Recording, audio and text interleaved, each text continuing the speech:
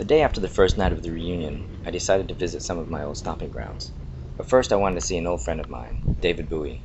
He died in 1999, but I never made it to his funeral and never saw his grave, so I wanted to formally pay my last respects to him. I got some real specific directions from my friend Helen and made the drive out to the cemetery.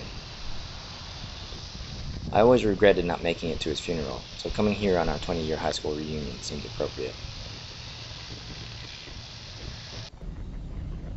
There's my junior high school, Trail Ridge, and there's my high school.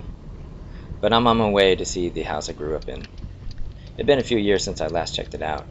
The first thing I noticed was how big the trees had gotten. When we first moved there was nothing. And there's the house I spent my adolescent years in. Wow.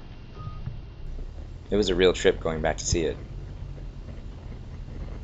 I had some neighbors that were in my class as well. Julianne lived right there. Her family still lives there, and for a minute I thought about going in. Brianna lived there. I haven't seen her at any of the reunions. Seeing the old neighborhood brought back a lot of feelings, but it's been a long time since I lived there. They say you can never go home, and it's true. So I head back to my high school to go check it out. Again, more trees where there hadn't been before. And there it is, Shawnee Mission Northwest High School. I parked and it looked like the doors were open, so I decided to try going in.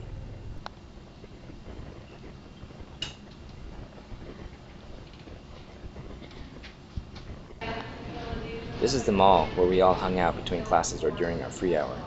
Everything was basically the same, but I did notice a lot more video cameras in the ceilings. I walked the halls a little before the janitor kicked me out. It brought back a lot of nostalgia, but not a lot of specific memories. I guess I've forgotten it all. Maybe I blinked it all out. I guess I really put high school behind me and never looked back. Goodbye for good, Northwest. Now I was ready for my final reunion event that night.